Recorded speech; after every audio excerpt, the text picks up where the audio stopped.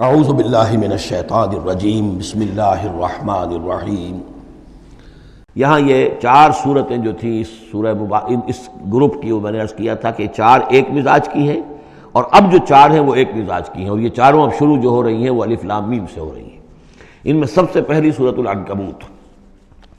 بسم اللہ الرحمن الرحیم، الف لام میم، احسب الناس ان یترکوا ان یقولوا آمنا وهم لا یفتنون، صدق اللہ العظیم۔ یہ صورت مبارکہ اچھی طرح نوٹ کر لیجئے کہ تقریباً تعین کے ساتھ ہم کہہ سکتے ہیں کہ یہ سن 5 نبوی میں نازل ہوئی ہے، اور صورت اس وقت یہ ہو چکی تھی مکے کے اندر کہ مسلمانوں کو ہر طرح سے ستایا جا رہا تھا۔ 3 سال تک تو یہ ہوا ہے، حضور نے جب اپنی دعوت کا آغاز کیا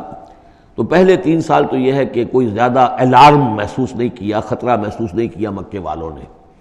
بلکہ انہوں نے کوشش یہ کی کہ چٹکیوں میں اڑا دیں۔ استہزاء ہے، تمسخر ہے، شاعر ہے، ساحر ہے، یہ ہے وہ ہے، جو بھی کہہ کر کہ جیسے کہ ول جو ہوتی ہے کسی کی، اگر یہ ان کی جو ول ہے اس کو کل کر دیا جائے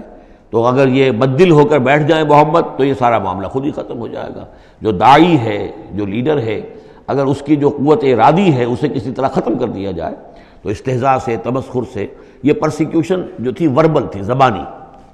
لیکن جب انہوں نے دیکھا کہ یہ دعوت تو بڑھ رہی ہے، اور سب سے بڑھ کر یہ ہے کہ ہمارے غلاموں کے طبقے میں سے لوگ ان کے پاس آ گئے ہیں اور ایمان لے آئے ہیں،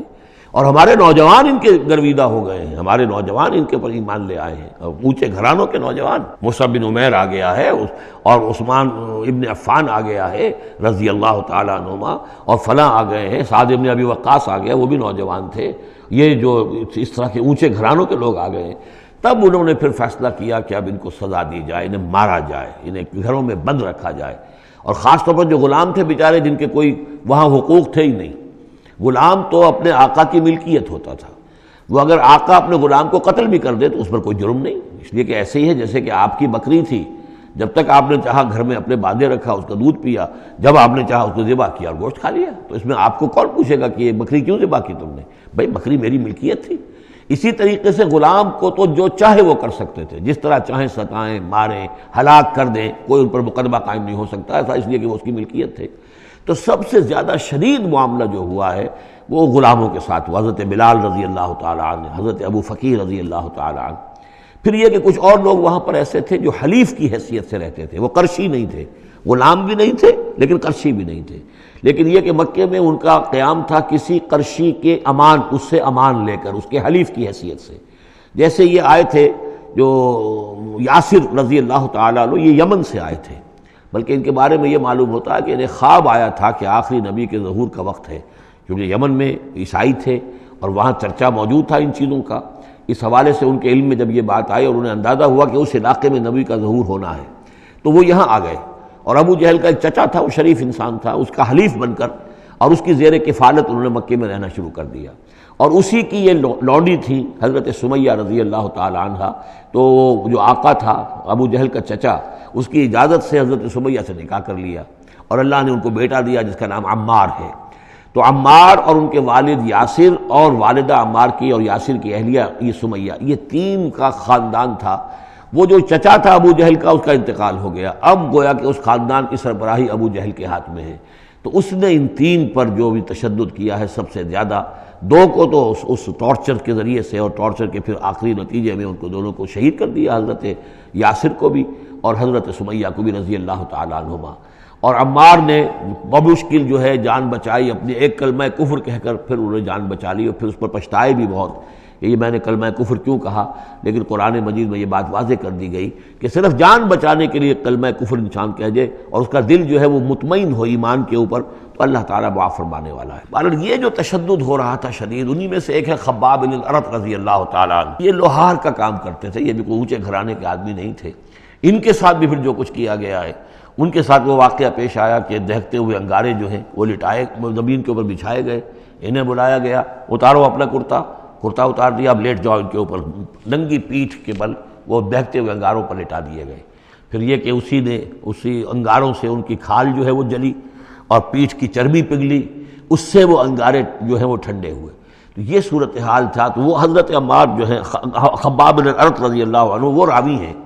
کہ جب ہم پر یہ شدت اتنی ایسی ہو گئی کہ ناقابل برداشت ہو گئی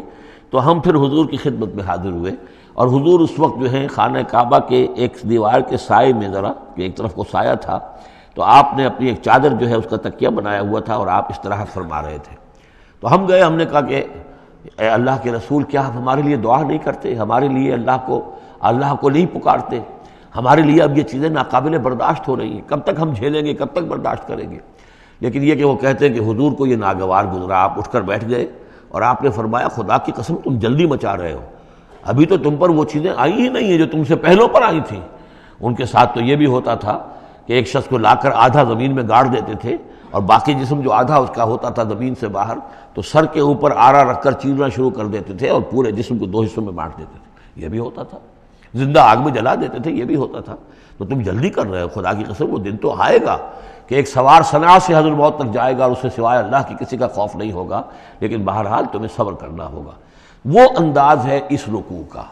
یہ جو پہلا رکوع ہے سورہ عنکبوت کا، یہ گویا کہ ایک تحریک اور ایک دعوت، اور انقلابی تحریک ہو، انقلابی دعوت ہو، اس میں جو آزمائشیں آتی ہیں، تکلیفیں آتی ہیں، مصائب آتے ہیں، ظاہر بات ہے لوگوں کو قربانیاں دینی پڑیں گی تبھی کوئی کام ہوگا، بغیر اس کے تو نہیں ہوتا۔ اور جب تصادم کا مرحلہ شروع ہو جائے، جب یہ ہے کہ ایک جو معاشرہ جو ہے جس کے اندر کہ وہ کام کر رہے ہیں وہ محسوس کریں کہ یہ ہمارے لیے خطرہ بن گئے ہیں، وہ پرسیکیوٹ کریں اور انہیں ستائیں، تو پھر اس وقت جو مسائل ہوں گے ذہنوں کے اندر، ان کا حل ہے اس میں۔ اور یہ اس اعتبار سے ضربۃ السلام ہے پورے قرآن مجید میں، اس موضوع کے اعتبار سے یہ چوٹی ہے۔ جیسے کہ میں نے آپ کو حدیث سنائی، لکل شیء ضربۃ یا کل شیء سنام،